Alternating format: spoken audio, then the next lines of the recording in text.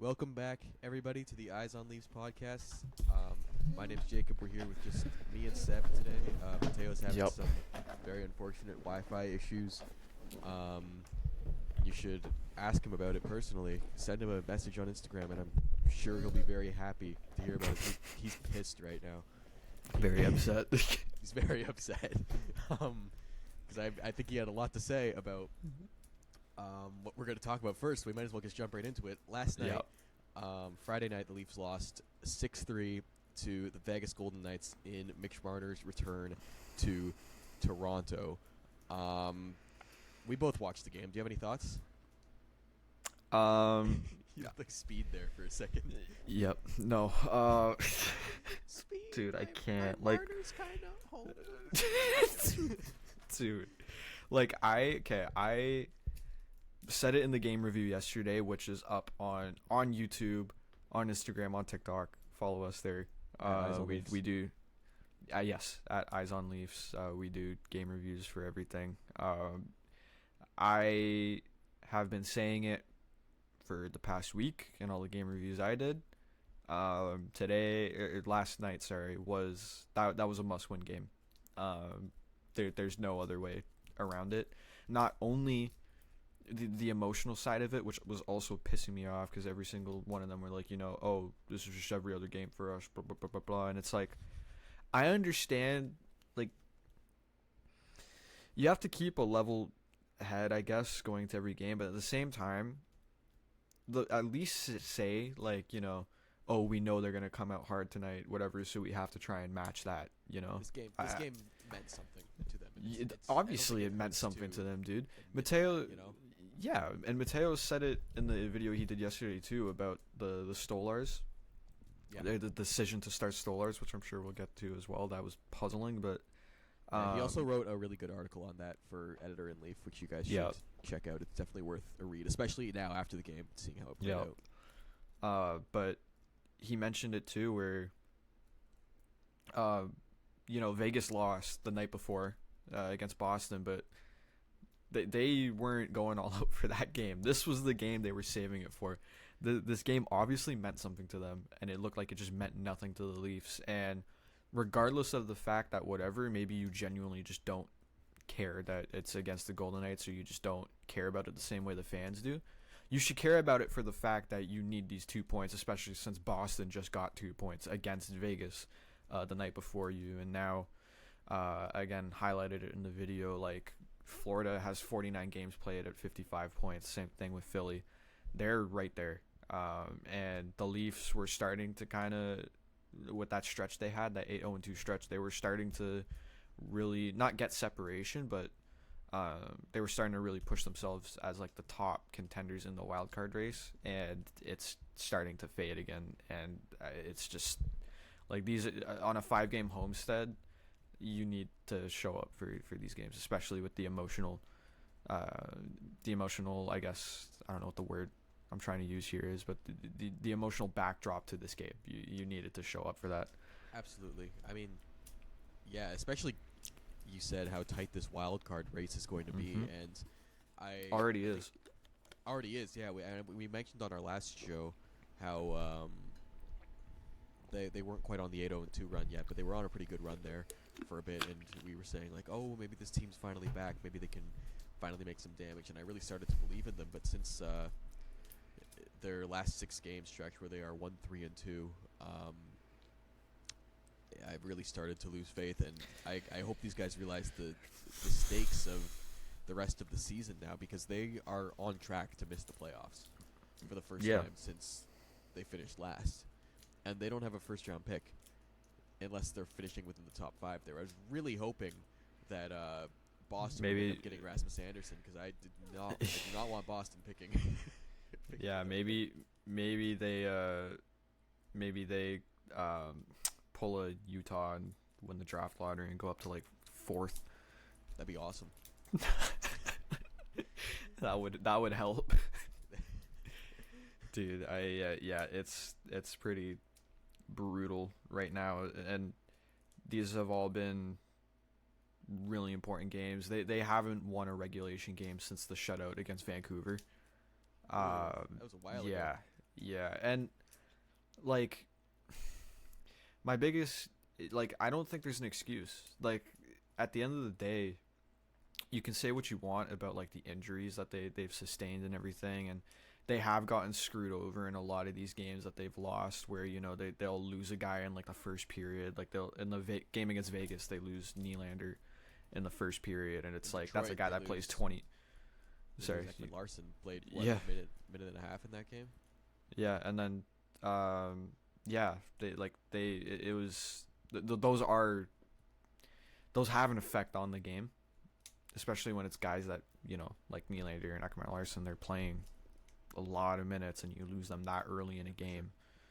It takes a toll. But the game yesterday, like, how many more stinkers in important games are we gonna see before it's like, okay, like let's get our shit together here, right?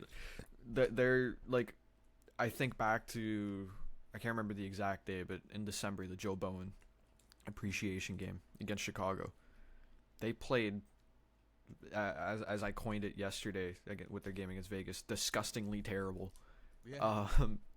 For 90% of that game, and end up miraculously coming back in like the final 5 minutes and whatever. That was and an in awesome this game. Yeah, well, the last 5 minutes were awesome. That's what it is. Yeah. Like that was Give it a bit. that was a disgusting performance for Yeah, it was 55 terrible. minutes. And then in last night's game, that first period was disgraceful. That was the best energy that Scotiabank Arena had all year. And like, you can say whatever with the booing and everything. If I don't think the fan base is as toxic as people make it out to be, and that like this isn't even. I saw some people saying like, "Oh, I don't want to hear Leaf fans complain about the John Tavares stuff ever again," and I'm like, not even the same level. That didn't even touch John Tavares. No, that do you remember that game? The whole game was about John Tavares. Like whole game, dude. like this game last night. Well, it was.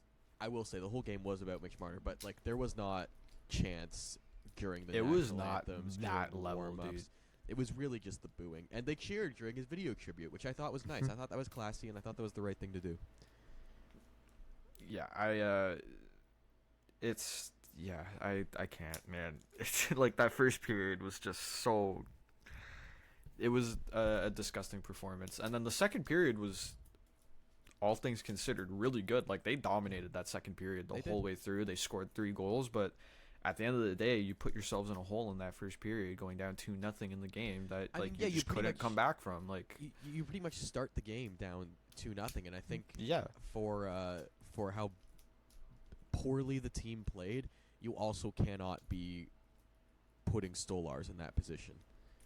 And I was gonna say we should segue into that little I think that's- decision there too. yeah, I think that was a staggering decision, especially when you have 2 goalies that have been performing generally pretty well. I mean, excuse me. I mean, maybe you have something to say about Wool's performance over the last couple games, but generally he's had a good season up to this point. Same with Hildeby. I think you're okay starting either of those guys going into this game.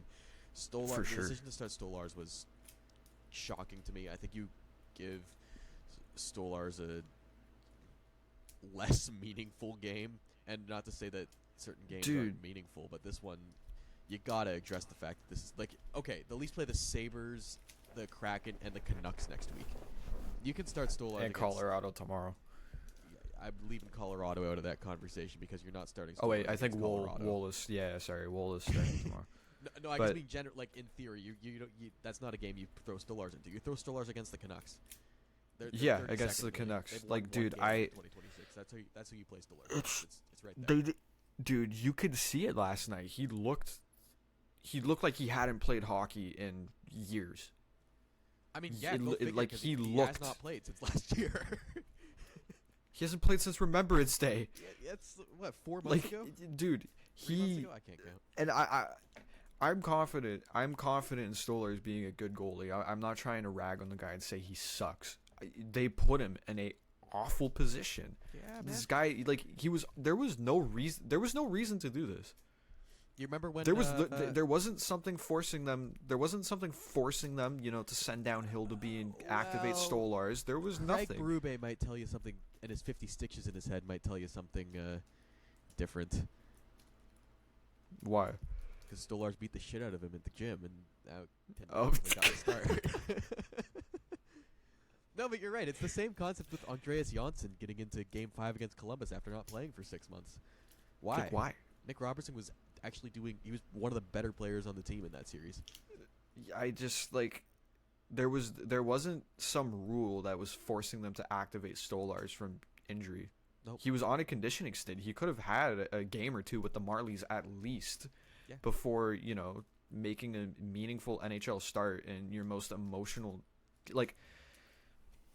I just don't get it. Like, even if Woll and Hildeby were getting a little tired there or something, like, I don't know, man. It's the NHL. Like, I think Stolars was ready to start playing again, but I don't think he should have gotten that game, dude. He looked rusty. Yeah, there were so many saves. The rebound control was so off last night. He was making saves that before, if it's a save where he's got to hold it and get down into the butterfly, he's sliding everywhere. He was all over the place. He looked like he hadn't played in 3 months. And go figure, man. it was so puzzling, and there was no reason to force him into that game. Yeah, and if you read Mateo's article, the point that he makes is, I'm going to spoil it, but you should still read it. The point he makes is just that decision shows the team's disconnect between its fans, because this game was more important to the fan base than any other game this year. Yeah, and I could have told you that in September. And you see that by how the fans showed up, and they were loud, and they were rowdy, and they were excited to come into that game and cheer on their team. Best atmosphere they've had probably all year. It reminded me of Game 1 against Tampa a couple years ago. Yep. That was a great atmosphere. They took that and just with that first period performance, right on dude. Craig Berube's head. You're right on Craig Berube. Like, oh my god. I don't know. Yeah, I don't really know what else there is to say. Like, the second period was good, and that was really about it. I thought the third period was pretty solid up until that power play, where they did absolutely nothing with it. I was not a fan of the, just another game energy. You could tell this was not just another game to Vegas. You could see every point Mark Stone had last night. He was, pumped. Just absolutely losing it. That's whatever. I don't even care about that, man. He still won the game, There's one thing that we should talk about is, where does this rank in the worst regular season loss in the Matthews era? Oof. Shit. There's a couple that come to mind for me. That's a tough question. What the fuck? The first one I think of is Ottawa losing 5, or when you were up 5. I mean, against the Senators. No, I don't think you can count anything as worse than the David Ayres game. David Ayres game was bad. I think that has to be the most embarrassing. Definitely the most embarrassing. I just don't know how you're so mentally weak in games like that and games like this. This is a game where Vegas should have been mentally weak. Yes. And you can Vegas should have had the pressure. Yeah, in the first period, the Leafs were already rattled, though. I don't know, man. It's so tricky with this team, because you want to believe in it, and I feel like some of the games we've seen this month are they've been pretty encouraging sometimes. The Colorado game was great. The Colorado game was amazing. They kept right up with that team, and I don't know, man. It's just they have these stretches like this, or you'll get a big important game like this, and they just for some reason can't. They just don't show. It's they don't treat it with the.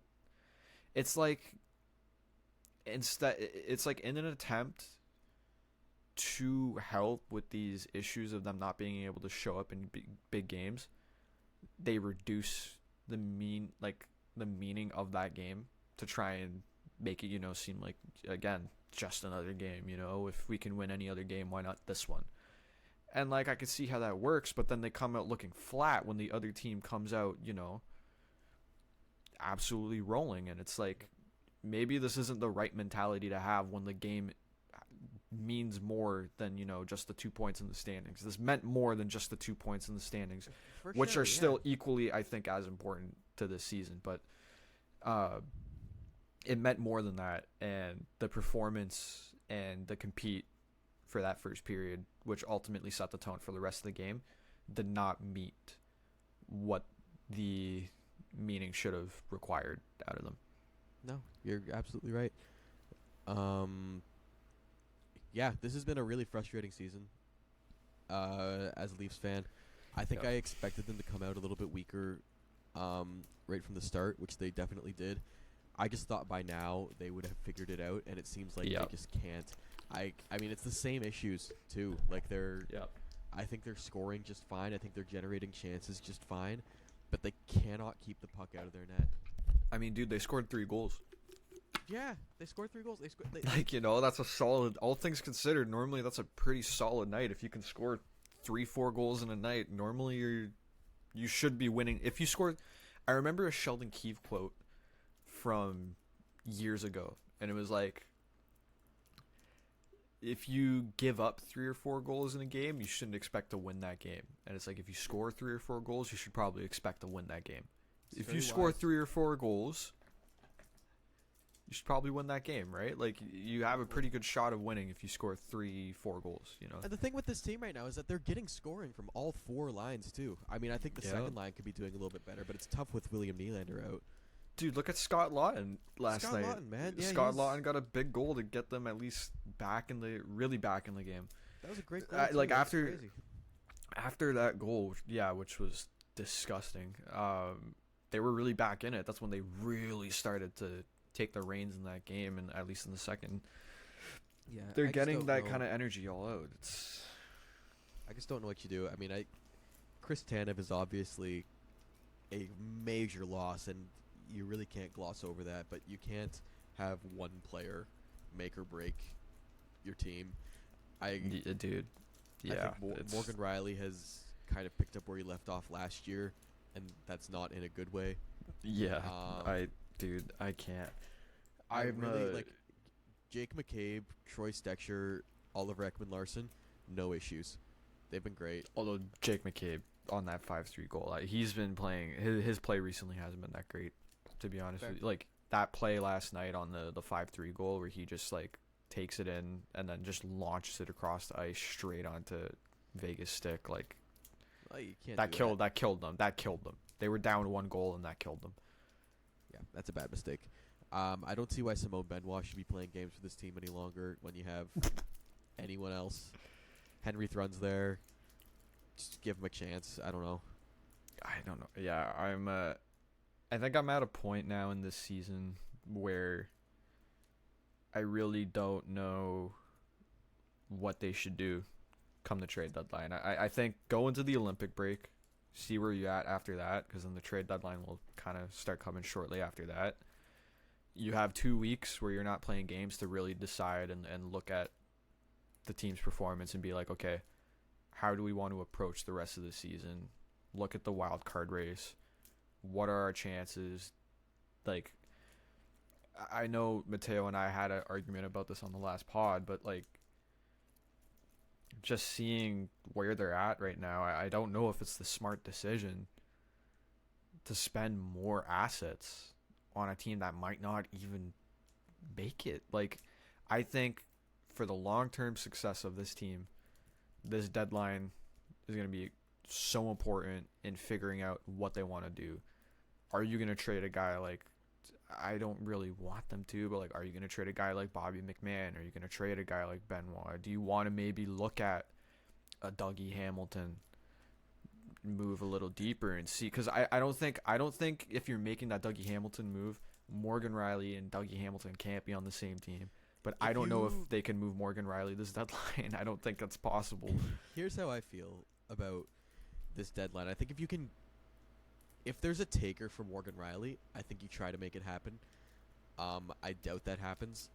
I don't think you should be giving up any major assets to go on a run with this team, because I just don't think that they've shown that they're capable of it. Like, you should not be getting rid of Easton Cowan at any point, really, unless you're getting like a formidable player, like a Logan Stankoven for Mikko Rantanen type trade. And I'm not comparing Easton Cowan to Logan Stankoven at all. It's just like that's kind of the first thing that comes to mind. Yeah, I get what you mean. You should not get rid of Ben Danford either. You have no prospects, and he's one of the only guys that is a high-end prospect that has a good chance. Could push. I mean, yeah, he could push even next year for a spot, right? Like as a right-handed defensive guy, like I don't know, next year it could even.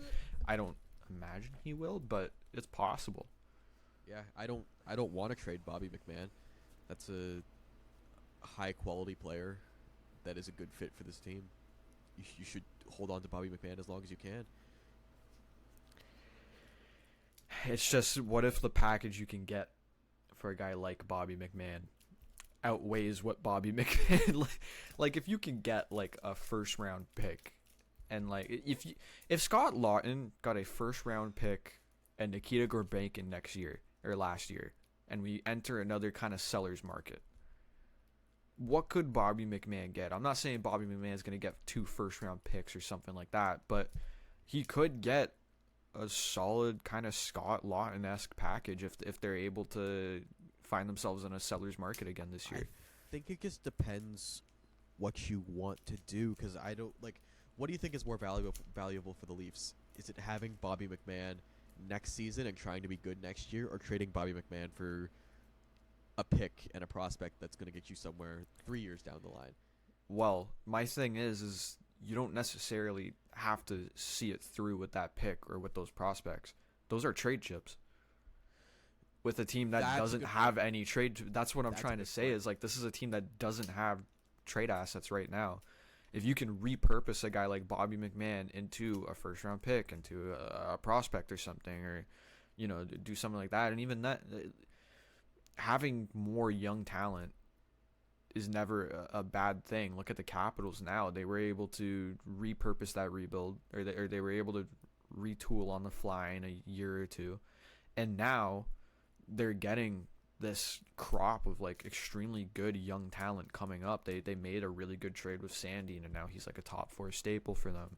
Yeah. Connor McMichael's really found his game the past couple of years. Ryan Leonard is one of the best rookies in the league this year. It's never a bad thing to, invest in some younger talent. And it's not like Bobby McMahon's. It's weird because he's only in his like 3rd year in the league, but it's not like he's a young guy. He's pushing he's in his. I think he's 29. He's like almost in his 30s. Like, a lot of people are gonna have interest in Bobby McMahon. For sure, dude. Especially with the year he's having. Like, he pots another goal last night. 16 goals in 50 games. Dude, imagine McMahon on McDavid's wing. Stop. That'd be fucking crazy. It would be crazy, but I don't want to think about that. I mean, now you're actually keep up with him. Yeah, he's got a crazy shot. That would be crazy. That'd be. This is why I don't want to let go of Bobby McMahon, because he's gonna. He is a really good player. It's just, and he's gonna score 50 goals. Like, yeah. But yeah, I don't know. Like, Bobby McMahon, if they decided they wanted to go down, the kind of soft retool route, I guess, this year, that's a guy you could move and get a pretty good package for, I imagine, especially like a guy that's going to probably score 25 goals this year. We've talked about it quite a bit. I think I'm at a point where I'm pretty comfortable moving on from Anthony Stolarz too, if there's a taker out there. Yeah, for sure. And I don't just say that because of last night's game. I do think that is probably a one-off performance of Stolarz. Like, I expect better from him. That's why I said I have full confidence that Anthony Stolarz will still be good this year. Oh yeah.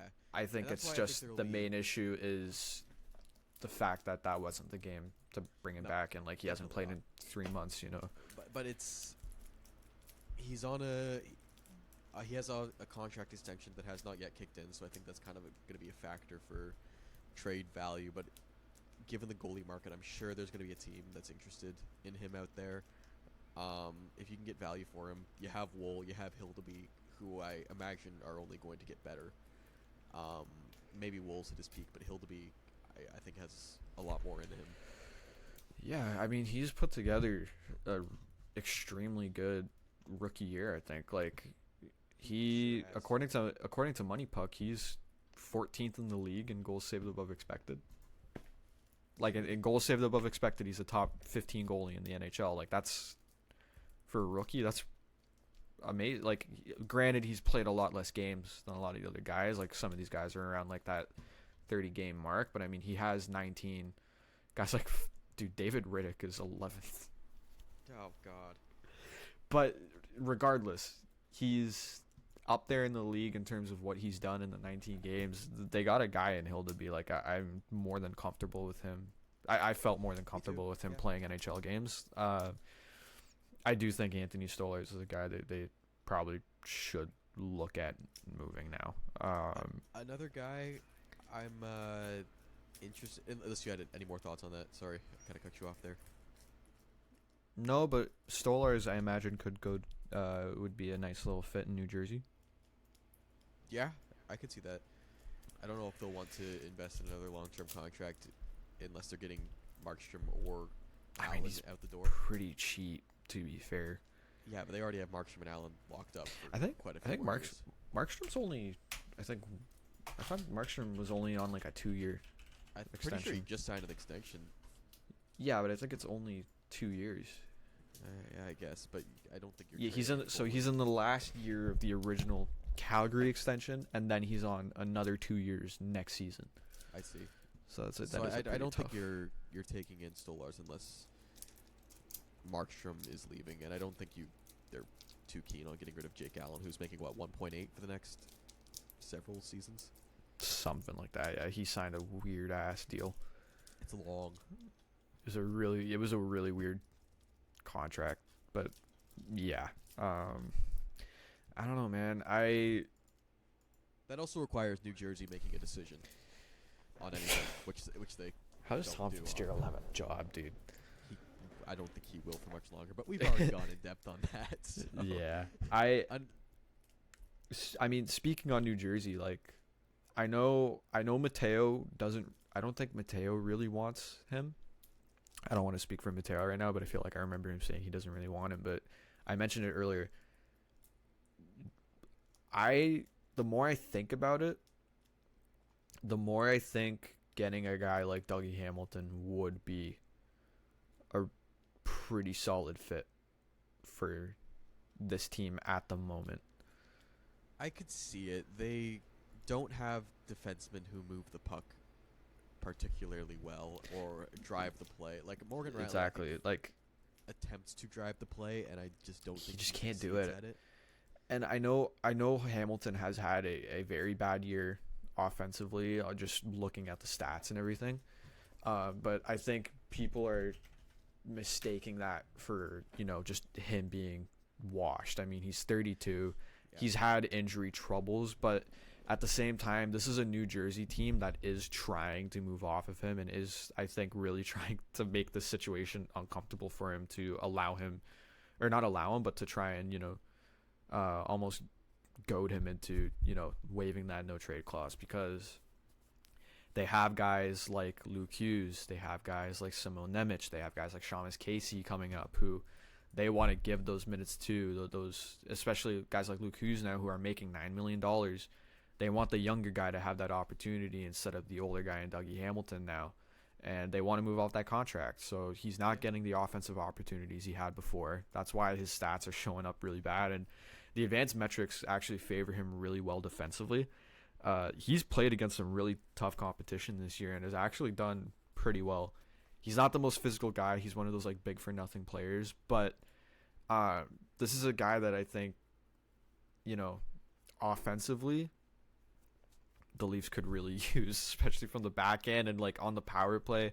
Yeah. There was a really good breakdown of it on, I can't remember if it was Sportsnet or TSN, but they were looking at Morgan Riley's play on the power play and just how simplistic he is. He doesn't really do too much with it, and comparing him to, guys like, maybe it's an unfair comparison, but guys like, Lane Hudson or these other top guys in the league on the power play. The thing with Morgan Riley is he doesn't play the point very well.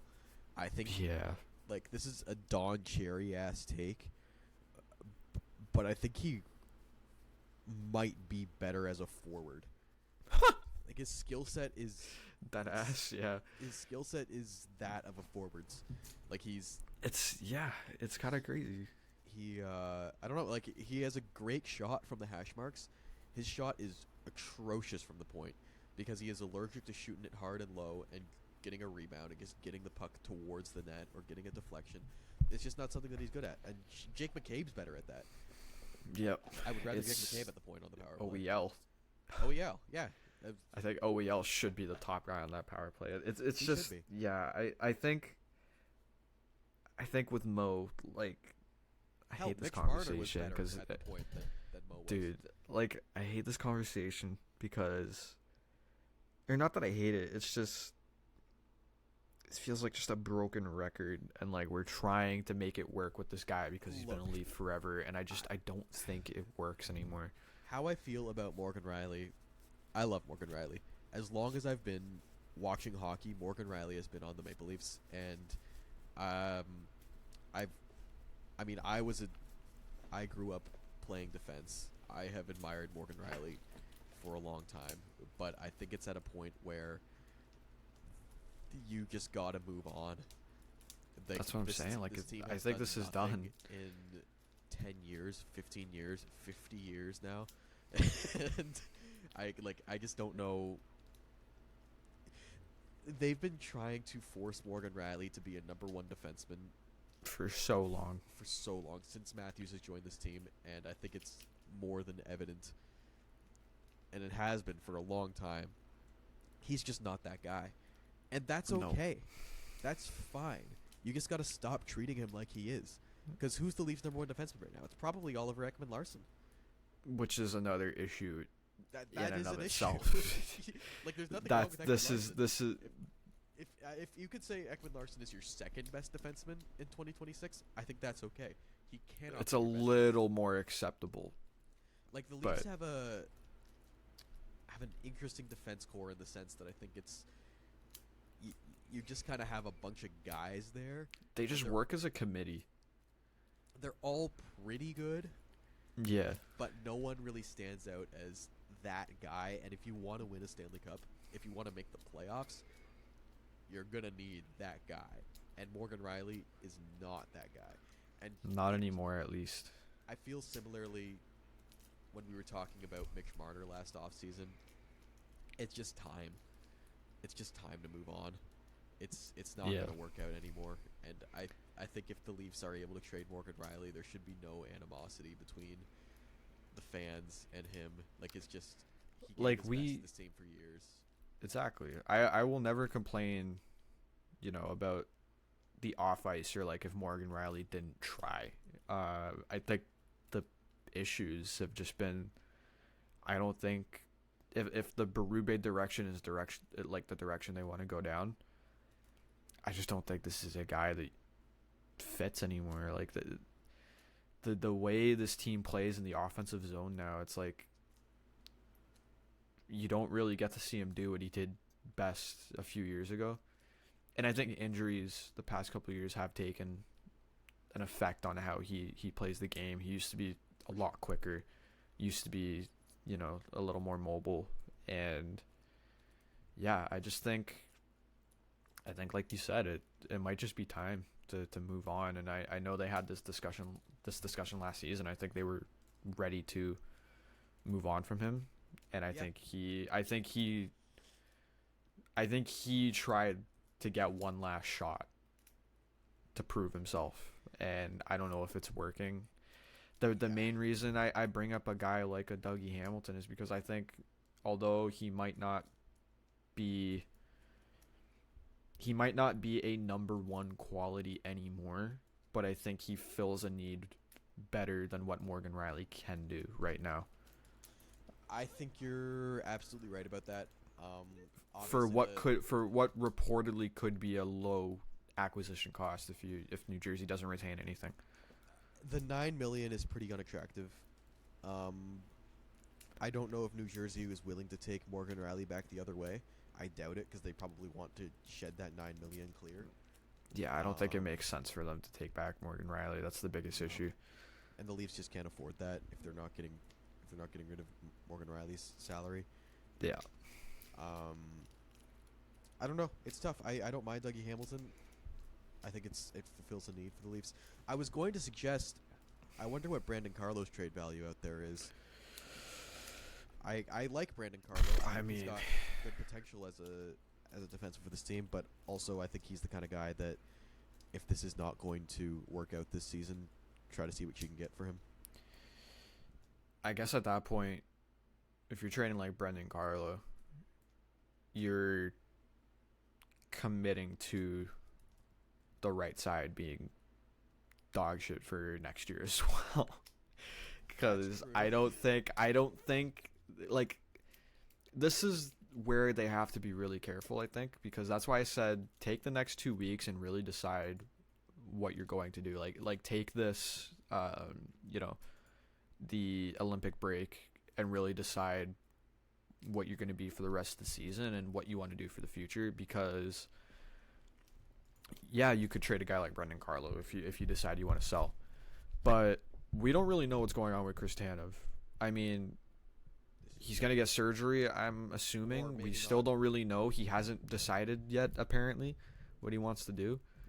But for all we know, like, he might not be the same player next year if he comes back. Like, I think there's a good chance he's not. I you know, this could be a very different. This could be a very different player. And if you trade a guy like Brendan Carlo, you have on your right side a depleted Chris Tanev that might still be solid defensively, but not the same player he was before. You have OEL, who's he's good, but again, another year older. It's not like OEL's a young soul anymore. He's in his mid-30s, and I don't know. Are you keeping Troy Stetcher? I think Does Ben Danford push? I think there's a good chance that you cannot rely on going into next season Troy Stetcher being the same player he has been this year.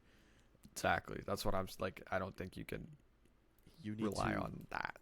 I think you could go into next season with the exact same forward core, and you should spend this offseason just completely reworking the defense. It is not good enough.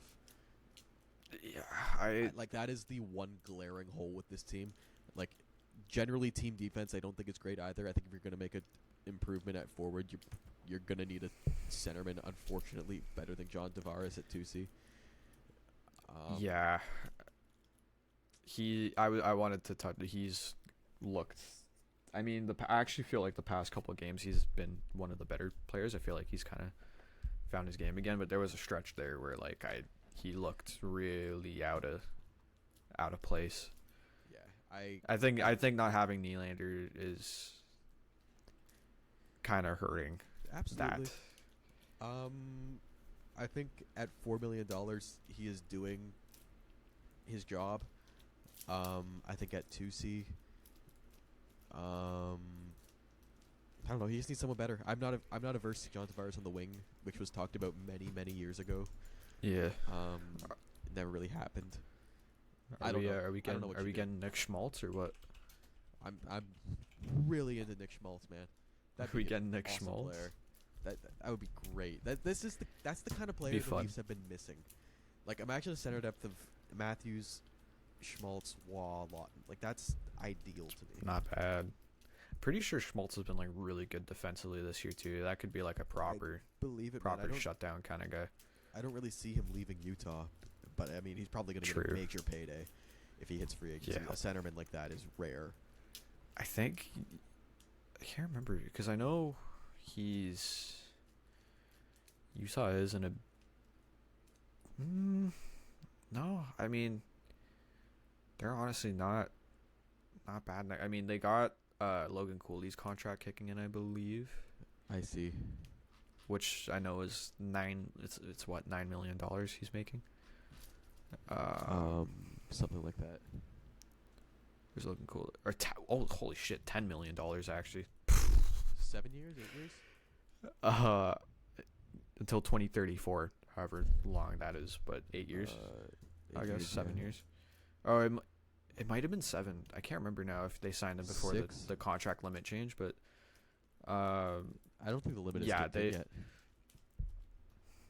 maybe, I don't know. I But don't think that I kicks mean, in looking at the cap situation for them next year, they might not. I don't know. They should have the money to keep a guy like Nick Schmaltz, but it depends how much more he wants. Like they'd maybe have to move off somebody. So that could be an option. I don't even Isn't know it- what we're going on about now, dude. Well, I was going to take it on a complete left turn and make a point about how Stan Bowman ruined the Chicago Blackhawks, man. Like, Nick Schmaltz was good for them. And then you get Dylan Strome, and you finally... Who was also good for them. He finally worked out for them, and then you just let him go. What are you doing? Yeah, they just let him walk. That was puzzling. Another guy that Leafs should have. All you had to do been was in on, but we qualify need- him, and he's yours. Dude, the Leafs should have been in on Dylan Strome, and instead we just Dude. needed Alex Kerfoot at $3 million. Every team should have been in on Dylan Strome. There's not a Every single team, team but- that shouldn't have been in on Dylan Strome. Imagine Dylan Strome on the Leafs right now, man. Woulda, coulda, shoulda. Anyways, are the Leafs making the playoffs? I don't know. Nah, I don't see it happening unless some major changes happen on the back end, whether that's it personnel looks- or performance. You know what? This next game against Buffalo is so important. Yeah, I genuinely think the playoff hopes could ride or die on that game against Buffalo. Like this is yeah, that's we're very- getting to a point in yeah. the season where like even just winning against Buffalo, like it doesn't even tie you with them. It just keeps you in the race.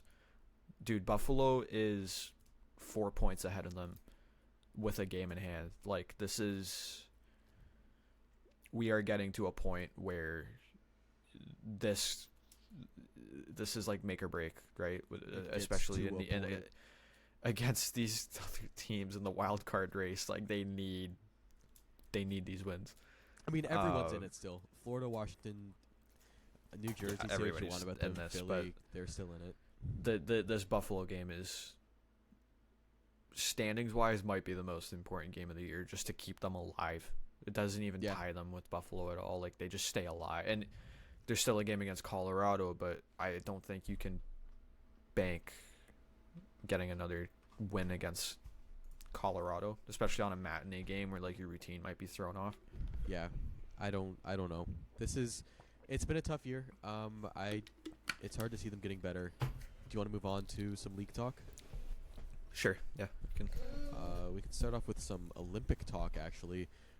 Braden Point suffered a pretty gruesome injury a couple weeks ago, and now there's Yep. some talk that he is that their Team Canada's unsure if he'll be available to them for the Olympics. Yeah. So, who's your replacement? Is the question. So, I mean, from what I remember, I know Team Canada, for their like injury replacements, they're looking at guys that would replace the role that player played. So like similar players. I think if you're looking at a guy like Braden Point, who is probably going to be maybe not the shutdown guy, but a speedy, defensively responsible player. So, I mean, a guy like, I don't know about a guy like Mark Scheifele. I just don't think he's defensively solid enough to play in a bottom six on an Olympic team, especially for the role that it seems like they're going to want. Same goes for a guy like Connor Bedard. I think Wyatt Johnson makes a lot of sense for this team. I mean, I think- so that makes sense. Yeah, I think I would lean towards a guy like Wyatt Johnston, but my top three would probably be like Johnston, Bedard. I don't know about Scheifele, maybe Scheifele. I mean, there's always Sam Bennett sitting there, but I don't know if Bennett really is the replacement for Point, if that's the mentality they want to go with. So I'm going to go with Johnston. Yeah, Johnson's not a bad pick. I think Mark Scheifele. Um, I give him the edge over Johnston just because of I know how Team Canada thinks with experience.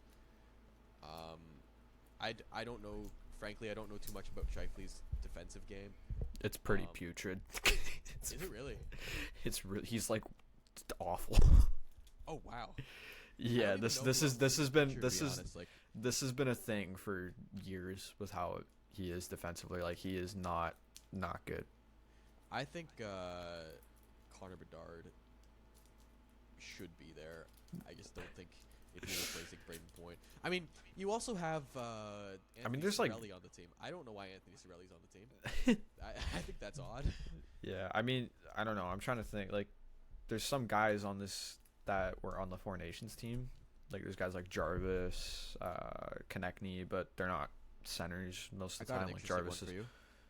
Who? I actually don't know if he's a center anymore, but Steven Stamkos. Yeah. He's a winger now. He's not really. He's been pretty good on this backstretch of the season, though.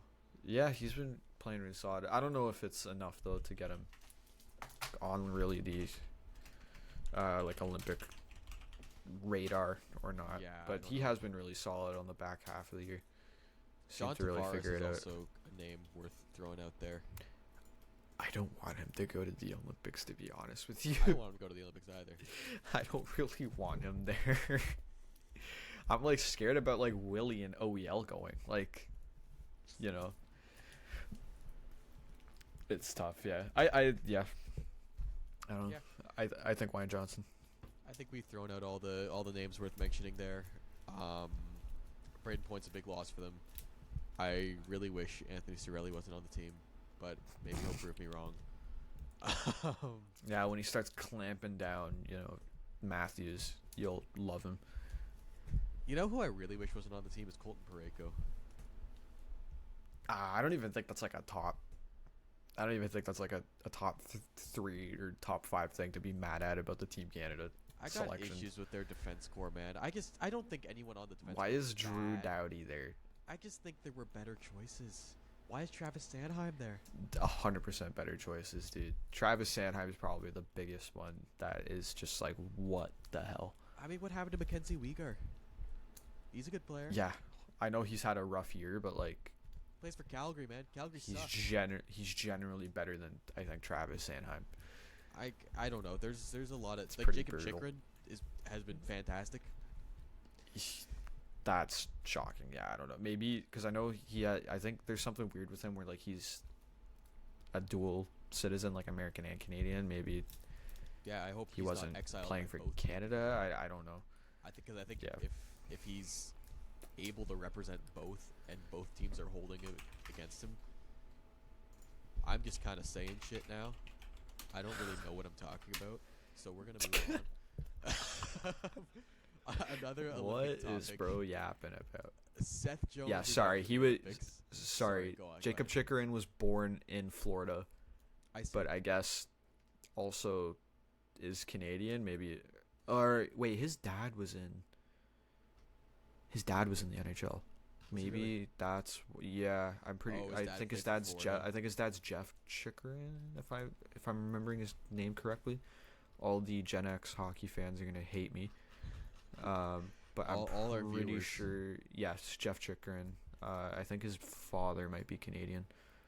Yeah, his father was born in Quebec. That's why. Okay, I see. So that makes sense. Seth Jones is unavailable for Team USA for the Olympics. They have called on Jackson Lacombe to replace him. Is this the right move? Dude, you're telling me Jackson Lacombe is better than Adam Fox? Like, as a Team Canada fan, I think it's an excellent decision. Yeah, great decision. Like, I mean, thank you, but no, like, dude, there's so many Team USA snubs. Like, I'm not even saying Lane Hutson should be there, but like, Jackson Lacombe is not better than Lane Hutson. Nope. Jackson Lacombe, don't get me wrong, Jackson Lacombe is a great defense, like good defense. Yeah. Like he's a great guy, like great defenseman, great young guy. I'm taking Adam Fox over him. I'm sorry. I don't understand what 100%. Bill Guerin has against Adam Fox. I Fox is don't get great. it. He's a Norris Trophy winner. I don't How know. like how were they able to get like Vincent Trocheck on the team, but they say. just couldn't get Adam Fox, Norris Especially winning 'cause defenseman? This team has such a Rangers boner. Like, How are you able to get like JT Trocheck, Miller and Miller. Trocheck? isn't Kreider on the team too? I know he's not a Ranger anymore, but he might as well. I don't know if he's on this year, but he was on last year when he was having like an abysmal season. Yeah. Yeah. And just no Adam Fox. No, You gotta sorry, have Adam we Fox don't on this we team. don't like That's Adam ridiculous. Fox. He's still a great defenseman. Yeah, don't he's get it. still. I don't. Yeah, it's quite puzzling. Like this is a guy who's won a Norris this in the past 2020 2021 he won a Norris. Oh my god, And was he's it that had long ago? It was 5 years ago, 6 And years actually. Wait, he's had 3 70-point seasons since then. Also, yeah, I don't get it. And he's still like a point per game defenseman this year. he's been injured. but How it's- is he not on your roster? I don't know. I think Jackson Lacombe is still a good player and still is generally worthy of being on this team, but not when Adam Fox is there. Yeah, not over Adam Fox, not over fucking Lane Hudson. Like, dude, I don't like Montreal, but he's not better than a guy like Lane Hudson.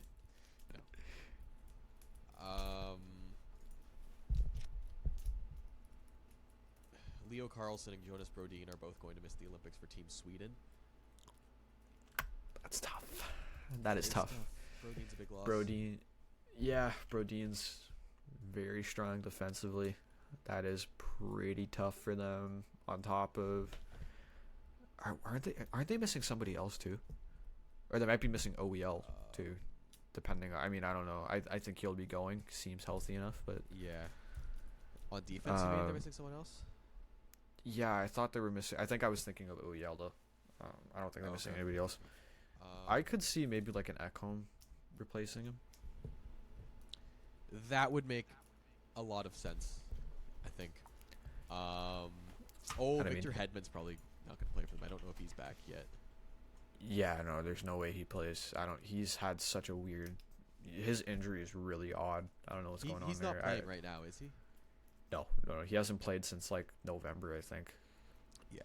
It's been a long. He hasn't played much this year at all. Like I think he's played, which is really annoying because I picked him up in fantasy, like at a really good, like dude, I got him in like the 5th or 6th round, and I was like, hey, I have like Hedman and Dahlin. I'm like, this is really good, and then he has this weird injury that just can't recover from, and it's like, oh, okay, well there goes my sick drafting. It's all about you. Yep, all about me. You know what's still shocking to me is Pontus Holmberg being on the Olympic team. I can't believe Pontus Holmberg's an Olympian. He has 8 points in 24 games this season. I have 8 points back in my fucking nuts. Does he still only have 8 points in 24 No, games? I doubt it. I'm just saying. Shit. Dude, he has 15 points in 42 games. Dude, I have 15 points scratching my fucking nuts. By the way, Pontus Holmberg has already played for Team Sweden at the Olympics. In 2018? Or 2022. That's crazy. Yep. 2 points in 6 games. He's a 2-time Olympian. Two-time one of the only players at this tournament who can say that. One of That's the only players at ridiculous. these Olympics who can say that. He was a 2-time Olympian. How That did is we crazy. let this happen? I don't know, man. Oh, the man. the utility player. His utility is scratching his One fucking hand. nuts. I don't know. One not hand good, and man. drawing He's- penalties. Like what, he One falls hand and over drawing all the penalty. time. Hey, he draws can- penalties. He can't stay on his feet, man. He draws pens. There's better skaters than him in the East. He gets your team on the power play. I guess, bro. I guess. Bro. I guess, bro. I suppose, Chad. We didn't even talk about Leo Carlson. Yeah, that's a big loss. I mean, he's been out for a while. He was having a really good season too. He started. I remember he kind of stopped scoring a little bit. Like he Yeah. was having a really crazy start, and then it just kind of fell off a little bit. Their center depth is interesting because without Leo Carlson, what do they have now? They have Wenberg, Elias Pettersson, Mika Zibanejad, Elias Lindholm, Pontus Holmberg if he's gonna play center. Like, it's Whole lot not of ass, great. bro. Their wingers are really good. Willie Yeah. Nylander, Phil Forsberg, Jesper Bratt, Disgusting. Lucas Raymond, Disgusting. Gabe Landeskog if he's even gonna play. I think he's been out for a little bit now. Yeah, I think he got injured again. It's too bad for him. Too bad. Um, Yeah, I don't know. Tough loss, but Yeah. I think they'll survive. They'll be okay. They'll finish third or fourth. I mean, yeah, I don't know. Ottawa is in some trouble. We talk about the Leafs Oh. being in trouble. Ottawa's in even more trouble. That's a team that should be good this year, but they cannot seem to get a save for their life. And I think Jake Sanderson bad. said it best when he said, Dude, "You're gonna need your goalie to make more than 10 saves," which he's dude, very right. that Jake Sanderson quote. That's how, like, when I saw that, that's when I knew, like, yeah, I think they're cooked this year, dude. It's over, There's man. there's no coming back from this. Like This team just attracts controversy like a moth to a flame. Like, this Levi Marilainen situation, like, is eeringly similar to me to like the Sammy Urson stuff, where I don't think this was a guy that they like expected at all to be playing. Like, definitely didn't expect him to be a starter. oh man. But going back to like last year, I don't think, dude, I don't think this was a guy they expected to be playing NHL games. And last year, plays really solid in a few games as like a Certainly not. backup. They throw him into the backup role this year, and it just has not been the same. And now Allmark's out. Obviously, sucks to see. He did that really. I don't know if you saw it, the interview with I can't remember who it was on TSN now, I but saw some clips from that.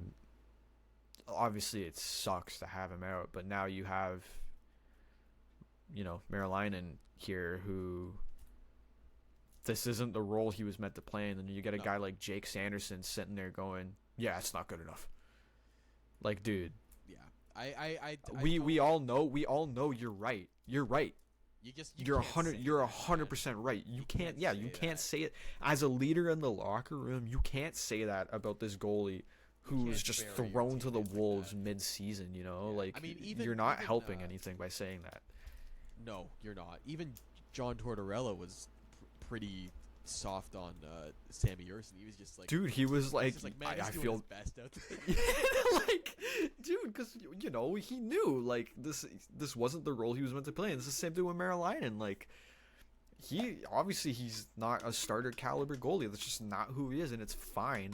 But don't go to the media talking about, we're not gonna win with 10 saves. Like, If you're gonna what are you criticize doing, anyone, man? That's your teammates. criticize Steve Stais, man. That guy, like, you need a goalie. Like, you go out. Well, I mean, I don't know if it's a good idea to criticize your boss in the media, but No, it's not. I don't know if that's a good idea. Okay, but what are the Senators gonna do? Trade Jake Sanderson? No, but I mean, don't they think could trade Jake Sanderson. they That's a crazy thing. could trade Jake Sanderson. They traded for Jacob Chikrin and Alex DeBrincat and gave up instantly. On both of them. Imagine they could use Alex DeBrincat. They Could use a Jacob Chikrin. They should have traded Thomas Chabot over Jacob Chikrin.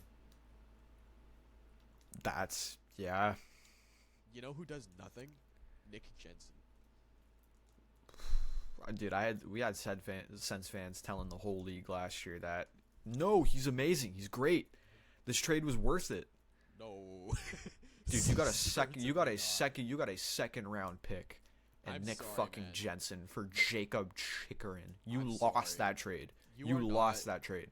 We are living in a reality where you traded away Jacob Chikrin and instantly you have Nicholas Matanpalo playing games for you. You lost. That was You lost that trade. You can't do that. Dude. Yeah. I don't know. Jake Sanderson.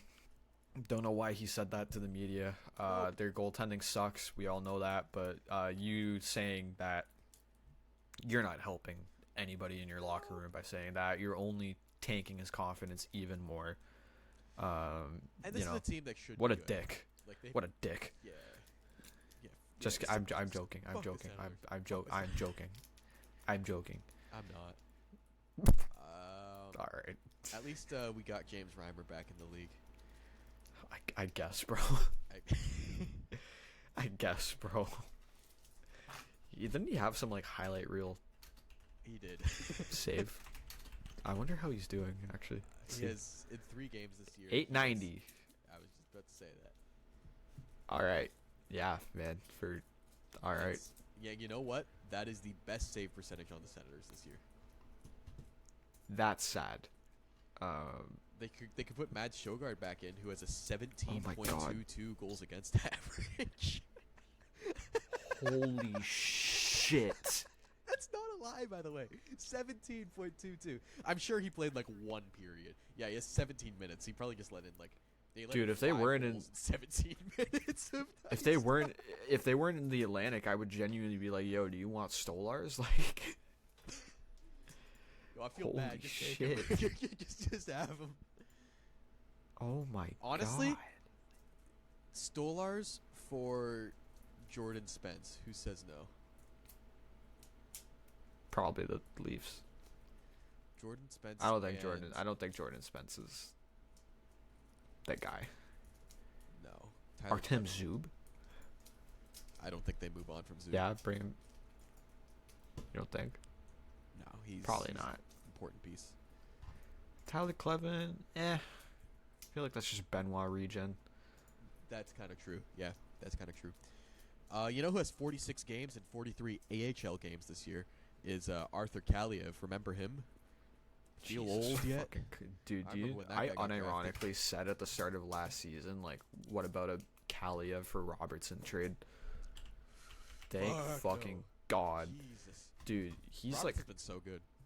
I mean, I don't want to really talk about rumors on this channel, but there's some crazy shit going on from his like LA days. Oh yeah, that was wild. I agree with you. I don't want to really get into that, but there's some crazy stuff circulating out there generally regarding Yeah, the NHL. thank God I'm not a fucking GM. Yeah, I could do it on NHL, but I don't know if I could do it in real life. that's true. Do you have anything else to talk about? Not really. I was just about to say, should I start a series on our channel? I'll get a capture card. I'll do NHL franchise mode. I guess, bro. I guess, bro. If that's what you want, I'm not gonna stop you. It's content. It's content. There's nothing wrong with content. It's content. Get a little franchise mode going on the channel. Those types of videos, I have a lot of admiration for people that do them because that editing process seems like the worst. And honestly, creating that seems terrible too because you're just kind of sitting there in your room alone playing franchise mode, but you have to be talking throughout the entire whole time. I mean, not the whole time. You remember X-Tech? Shout out X-Tech. That guy, I don't know if you watched him. I did, yeah. I love, like, that Seattle Storm Bear series. That was special. You know who does some good content? Oh, I haven't watched in a long time. Was Stick on the Ice. He did some good Stick on the Ice content. He just tried shit, which I thought was cool. Stick on the. That sounds very familiar. I'm sure you've watched his videos. I probably have. It's difficult to be engaging, I think, making that kind of content when you're just kind of recording it yourself. I feel like you kind of have to remind yourself constantly that, oh right, I have to be interesting right now. I when I was 14, I tried my hand at an episode or two of franchise mode videos. We've known each other too long. It's been a long time, yeah. It's been a long time. Dude. Yeah, I'm going to do it again, but I'll be way more engaging this time. It's difficult. I think there's just an element of when you're an early content creator just getting past like the shyness of it, and you have to be ridiculous. You have to be, yeah. Yeah. You can't be boring.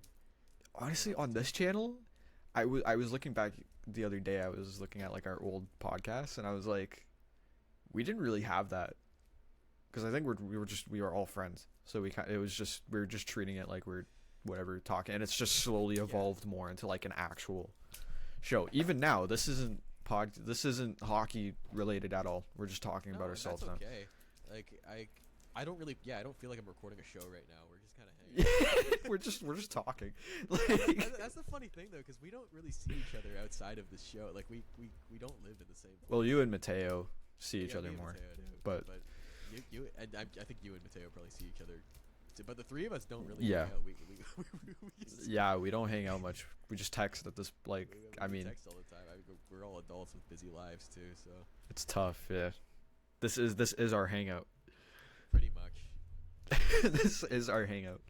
I miss doing the in-person shows. I think they flowed a lot. Those were a lot nice. nicer. Yeah, I think those they were a lot more nice. natural. yeah, just tough. It's tough to get down to Toronto, Yeah. especially with Okay. my foot. Oh yeah. But it's getting better now though. Is we're it? getting there. Are you Yeah. walking better? Yeah, I've been. I'm going back to work tomorrow. Oh, nice. Finally. Yeah. Can I dox you? I think Mateo's already done it like multiple times on this Yeah. show. He No has one talked cares. about CT multiple times. one cares. Whatever. It doesn't matter. Yeah. All right. I think we can. Yeah, that's enough of this show. Thanks for tuning in, guys. Drop a follow on all our, as the kids say, our socials. I hate that term. Why did you just say that? Because I hate that term. It's so dumb. Our socials. Be serious. We're on Instagram. We're on YouTube. We're on TikTok. Eyes on Leafs. Something like that. I don't really know what the exact handles are, but you'll find us. Links You know are what we in the look like. bio. Links are in the bio. In the description of this video too. Yes. Sorry. That's what I meant in the Oh, description. okay. Links in description. Good. We're working on a lot of stuff right now, just to improve the production quality of these shows, I guess. I guess, bro. I guess, bro. I don't know. We're all pretty excited about this, and Name of the pod, I guess, bro. what? Name of the pod, I guess, bro. I guess, bro. That's yeah, what I'm okay, naming it. okay. Yeah, that's pretty good. I guess. No one's gonna make it into the pod long enough to get the joke. Nope. Not one bit. Have you checked our stats? Like, what's the average view time of our videos? Like 5 minutes, 2 minutes. If that, I don't know. It's just tough. I could being- check that after. We should. Yeah. That's okay. It's tough being Well, a small creator. let's wrap this up. Yeah. Thanks for tuning in, guys. We'll catch you on the next one. Like and subscribe. Like and subscribe. Thanks, guys. Bye.